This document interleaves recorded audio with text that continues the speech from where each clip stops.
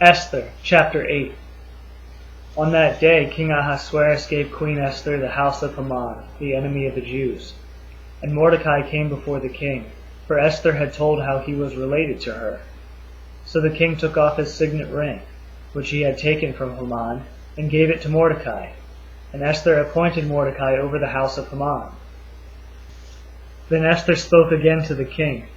She fell at his feet and wept and pleaded with him to avert the evil plan of Haman the Agagite, and the plot that he had devised against the Jews. When the king held out the golden scepter to Esther, Esther rose and stood before the king, and she said, "If it please the king, and if I have found favor in his sight, and if the thing seems right before the king, and I am pleasing in his sight, let an order be written to revoke the letters devised by Haman the Agagite, the son of Hammedatha, which he wrote to destroy the Jews who are in all the provinces of the king. For how can I bear to see the calamity that is coming to my people?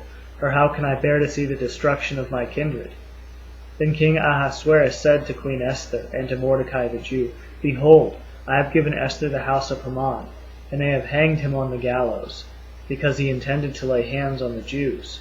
But you may write as you please with regards to the Jews in the name of the king, and seal it with the king's ring, for an edict written in the name of the king and sealed with the king's ring cannot be revoked."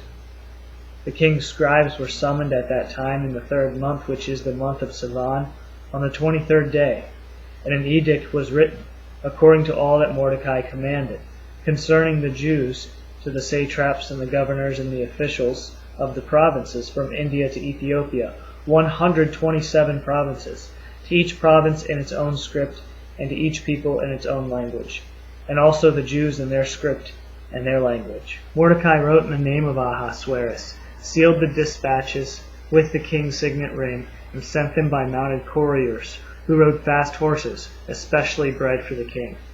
The king's edict granted the Jews in every city the right to assemble and protect themselves, to destroy, kill, and annihilate the armed men of any nationality or province who might attack them and their women and children, and to plunder the property of their enemies. The day appointed for the Jews to do this, in all the provinces of Ahasuerus, was the 13th day of the 12th month, the month of Adar. A copy of the text of the edict was to be issued as law in every province and made known to the people of every nationality, so that the Jews would be ready on that day to avenge themselves and their enemies. A copy of the text of the edict was to be issued as law in every province and made known to the people of every nationality, so that the Jews would be ready on that day to avenge themselves on their enemies.